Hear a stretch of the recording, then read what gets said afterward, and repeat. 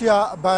پەڵە هەورەکانی ئاسمان لە هەولێر بۆ بە باران لە ئێستا لە کاتژمێر 11:51 خولێکی ڕێک لە هەولێر لەمە باران دەستی پێ کردووە لەو شوێنەی بە تایبەتی کە ئێمە لێ چکان دەجادەوتێت لە هەموو هەورێ باران نابارێت لە سەر شەقامی 100 مەتری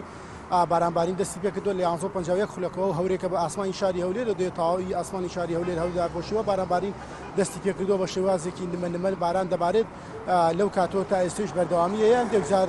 دەوەستێتەوە دەجار نەمە بارانەکان بەردەوامی دەبێت بەپێی پێشبینیە کەژناسیەکانیش ئەم بارانبارینە سبەینێش بەردەوامی دەبێت و زیاتر لە ناوچە شاخاوەکان هەستی پێ دەکرێت بە تایبەتی ئەو ناوچە شاخاوەکانی سونی پارێزگای هەولێر و دووە کە بارانبارینێکی زیاتری لێ دەبارێت بارانبارینەکە لە نمەوە گۆڕانکاری بەسەردا دێ بۆ بارانبارینی خۆڕ لە ناوچە شاخاویەکان و لەگەڵ ئەوەشدا پلەکانی گەرما بە شێوەیەکی بەرچاو لە ناوچانەدا دادەبەزن کە لە نێوان 4 بۆ 5 پلەی گەرما بە تەواوەتی لە ناوچانەدا دەبەزن بەڵام کەش و هەواکەی بارانبارینەکە و هەروەها هەورەکەی شارەکان ناوسەنتەری شارەکانی هەولێر و سلێمانی دووە کاریگەری لەسەر دابەزینی پلەکانی گەرما نابێ بەڵکو لە نێوان 41 تا 45 دەمێنێتەوە پلەکانی گەرما بە هەمیشەیی لە ناو سەنتەری شارەکان بەڵام ناو شاخەکان پلەکانی گەرما لەگەڵ بارانەکەدا دادەبەزن لەبارەوەی کە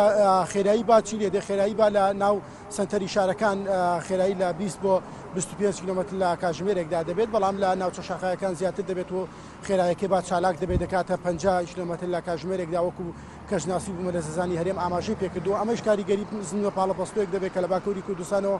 کردوێتە سەر هەرێمی کوردستان و شارەکانی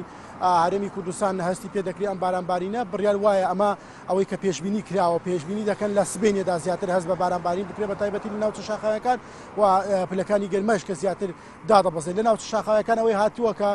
پێشبینیەکان کراوە خوڕ دەبێت بارانەکە بارانێکی زۆر دەبارێت لەگەڵەوەی کە هەمیشە ناوچە شاخاوەکان جیاوازی پلەی گەرما هەبووە لەگەڵ سنتەری شارەکان و لە ڕووی بارانبارینی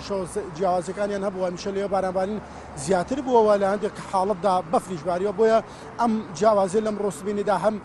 بەدی دەکرێت کە لەوێ بارانی خوڕ لە هەندێک شوێن پێشبینی دەکرێت ببارێ بەڵام لە سنتەری شارەکان ئەو نیمە بارانەی کە ئێستا هەیە دەبارێت بە تایبەتی لە سنتەری شاری هەولێر و دووەک و لە شاری سلێمانیش. هێرش سەبارەت بە شارەکانی دیکە هەرێمی کوردستان پێشبینی دەکرێت لە شارەکانی دیکەش باران دەست پێ بکات یاخود نا هیچ زانیاریەکەت هەیە لەسەرەوە بابەتە؟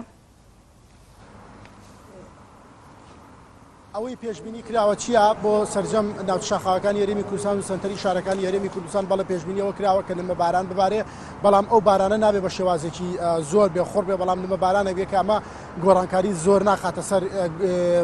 دابەزین بڵین پلەکانی گەرما بە شێوەیەکی بەرچاو بەڵام نمە بارانباری دەبارێت بەڵام لە ناوچە شاخاوەکان دابەزینێکی زۆری پلەی گەرما کە بوو 4 بۆ 5 پلە گەرما وەکو کەژناسی هەرێمی کوردستان دەڵێت دادەبەزێ بەڵام لە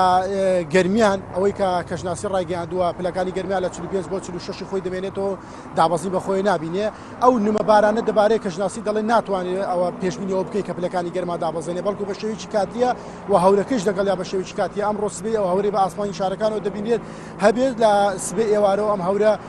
تا ڕادەیەک گۆڕانکاری بەسەردا دێ و ئاسمان بە ڕۆژساماڵی خۆی دەڕاتەوە پلەکانی گەرما بۆ شێوە جێگیری کە بووە لە ماوەی چەند ڕۆژی ڕابردوودا بە تایبەتی لە نێوان 41 بۆ 45 پلە و 44 پلە بەو شێوازە دەمێنێتەوە تاوەکو هەفتەی داهاتووش.